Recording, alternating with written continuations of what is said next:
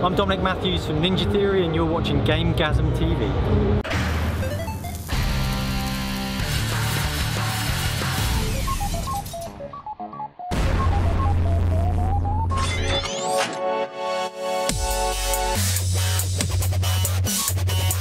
Hello, welcome to GameGazm. I'm Brent. I'm Jay. And today we're right outside at the NEC in Birmingham and we're about to go and check out Eurogamer. How cool is that? So it's day one of EGX 2015 and there's tons to do and see, but today we checked out the latest from Deus Ex Mankind Divided and caught up with Ninja Theory on Hellblade. But first, here's Deus Ex.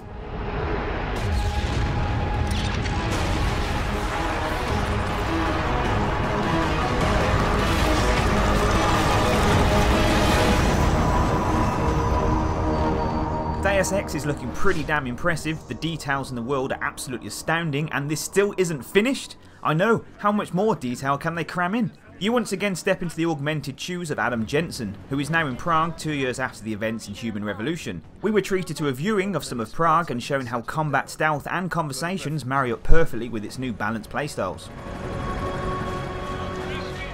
So we just got done watching a presentation for Deus Ex Mankind Divided and it was incredible. The detail in the game just looks astonishing. There's tons of new abilities and augmentations for Adam Jensen.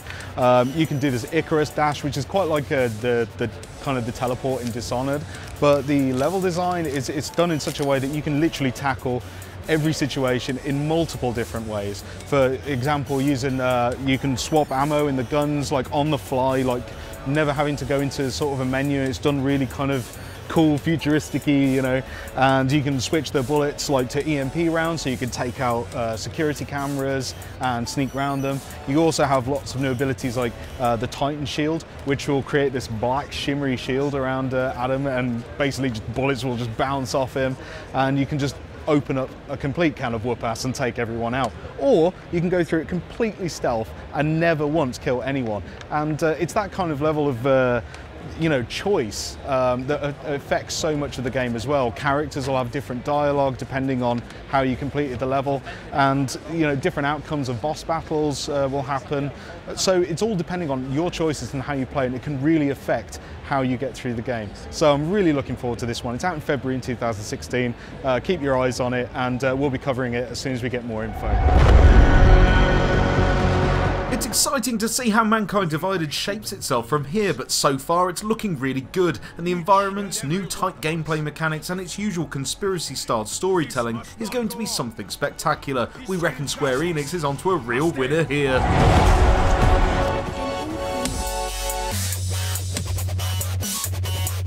We quickly moved on over to check out the developer session with Ninja Theory. Today they were giving us a good look at the development of Hellblade, a new game that is setting a new bar for indie level gaming. Without the budget of a AAA title, but with the expertise of game industry veterans, this small team of 15 have created a new sector of the games industry they've labelled as the independent AAA. Not really catchy, maybe we can help them with the better name. Like what? I don't know, how about Indie? No. Indar? Really? What about Intrapay? Now that sounds like a shitty loan website. Okay, so it needs work. During their presentation we got to learn about the main character Senua. She's a Celtic warrior, but there's a twist. They've taken an old Celtic tale but given Senua a problem. She suffers from psychosis. The game's focus is heavy on mental health and the way it can affect the world around you and your perception of it. Through talking with healthcare professionals and people that have experienced different states of psychosis and the effects it can have, Ninja Theory has worked hard to get as visually close as possible to the effects these people have described. And so far it's worked, and looking very strange indeed. How these visuals will be implemented into the game and what effects they will have on progress through the game is still yet to be seen, but it's a very unique approach and one that fits Ninja Theory's Indar label perfectly. Seriously, give up on that. Independent AAA is fine. Oh, but it's so wordy. Let it go, let it go. Okay, so we just come from Hellblade's developer session, and I've got to say the game is looking incredible. For an indie AAA game, as they're saying that it is, a very small team working on it. The only thing that does worry me is the fact they've said that it's going to be a digital-only release, so it might not see a physical release. Other than that, it all looks incredible. What they're talking about, all the psychosis, the way the character feels, it's going to really play into it. So to make the most believable character ever, and with only a small team and not a big budget, they had to go to IKEA and Amazon to buy their own custom rig for their performance capture. And the way the company works is they want to have massive emphasis on the face and the face animations, and they've done this completely themselves by filming all of the motion capture in their own boardroom, which is incredible. The DIY performance capture studio is one of many problems this small team have had to overcome, and Hellblade is looking to become something really special. So what about the core mechanics and the combat? Well, I got an opportunity to ask some very important questions that I'm sure was on everyone's minds. Hiya. Hi. Will there be microtransactions? No, I'm just kidding. Yes, no. You mentioned briefly about the combat.